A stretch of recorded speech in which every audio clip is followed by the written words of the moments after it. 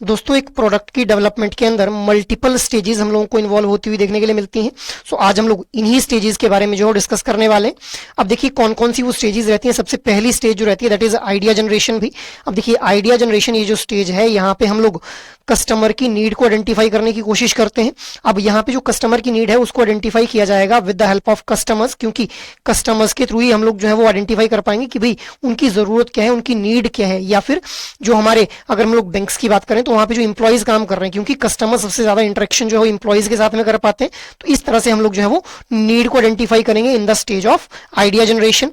After that next is idea screening.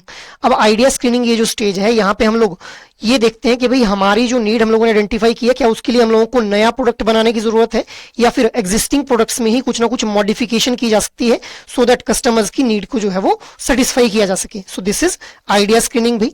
After that जो next stage हमारी हो जाती है दैट इज कंसेप्ट टेस्टिंग। अब कंसेप्ट टेस्टिंग ये जो स्टेज है यहाँ पे जो हमारे कस्टमर्स हैं उनसे ये पूछा जाता है कि भाई क्या अगर इस तरह का प्रोडक्ट मार्केट में लॉन्च किया जाए so will this product be able to attract the customers guys. ठीक है, तो this is concept testing. After that जो नेक्स्ट स्टेज है that is business and market analysis. अब ये जो business and market analysis stage है यहाँ पे हम लोग जो है फाइनेंशियल वायबिलिटी को चेक करते हैं कि भाई क्या हमारा ये जो प्रोडक्ट हम लोग जो डेवलप करने वाले हैं इस प्रोडक्ट की हेल्प से हमारा जो मार्केट शेयर है वो किस तरह से इंपैक्ट होगा, हमारी जो प्रॉफिटेबिलिटी है वो किस तरह से एनहांस होगी। So this all becomes the part of business and market analysis. And the final stage is product development and commercialisation.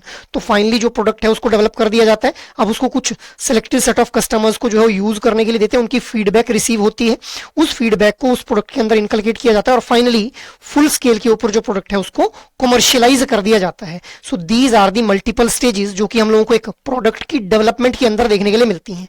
तो I hope now this stages of product development are clear to you all guys.